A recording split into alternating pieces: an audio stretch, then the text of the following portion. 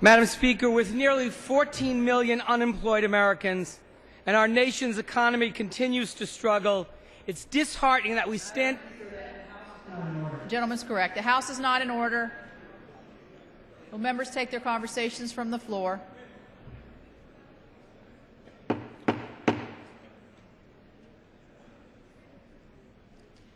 Gentleman may resume.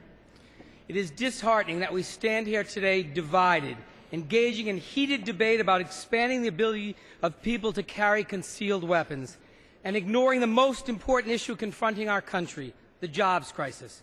We're debating an effort to undermine the ability of states to protect residents from the scourge of gun violence. And we have before us a bill that will effectively preclude... That's correct. The House is not in order.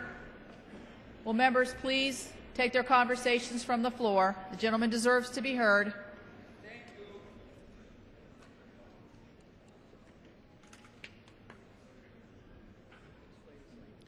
Will members please cease their conversations on the floor? Gentleman may resume.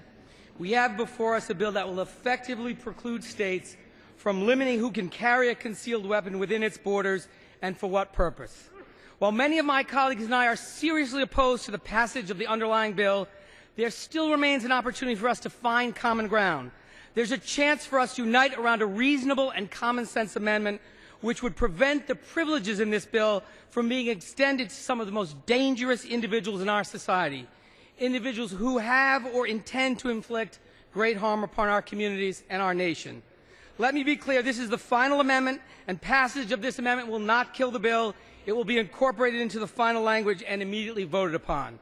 While many of us may disagree with the underlying intent of this bill, it's hard to imagine anyone would disagree that there are certain individuals that should not be afforded the right to carry concealed, loaded weapons across state lines.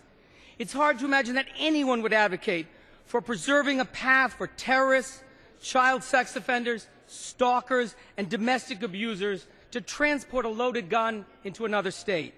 Yet these glaring loopholes are present in the underlying bill. And if my amendment is not passed by this body, this dangerous and appalling pathway for violence will remain. For far too long, terrorism has inspired fear in our country and threatened the happiness and safety of our citizens.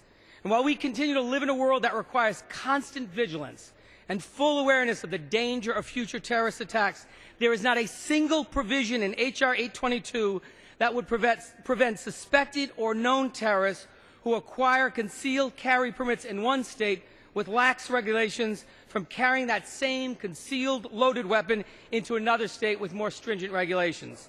In addition, many current state concealed carry laws do not sufficiently protect victims of domestic violence.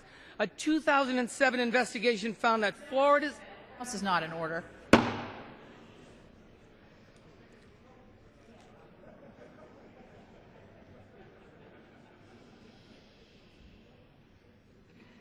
Gentleman may continue. A 2007 investigation found that Florida's licensing system had granted concealed carry permits to more than 1,400 people who had pleaded guilty or no contest to a felony, 128 people with active domestic violence injunctions, and 6 registered sex offenders. In fact, in 2010, Gerardo Regalado, a man who had a record of violent behavior against women, was able to obtain a concealed handgun permit in Florida. He then went on to commit the worst mass killing in Hialeah, Florida's history, when he killed his estranged wife and 3 other women at a local restaurant. H.R. 822 will force other states to recognize Florida's concealed carry permits, the same permit held by Gerardo Regalado. Finally, there's no protection in H.R. 822 to prevent individuals convicted of a sex offense against a minor from carrying a concealed loaded gun into a state whose requirements might have otherwise prevented that individual from acquiring a concealed carry permit.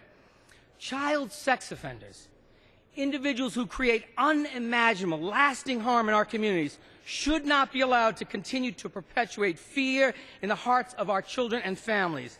H.R. 822 will force other states to recognize permits issued to these individuals who pose danger to our children.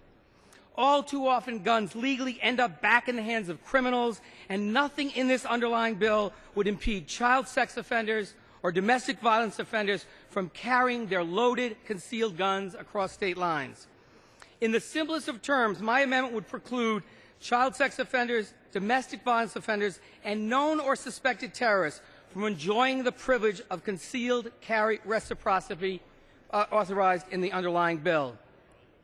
We owe this common sense amendment to our brave law enforcement officials and first responders who bear the greatest responsibility in protecting us from terrorist attacks.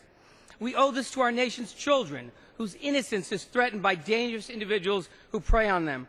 We owe this to the victims of abuse who deserve some consolation that the law will not send their abusers legally armed into another state to continue stalking, threatening, and perpetuating abuse.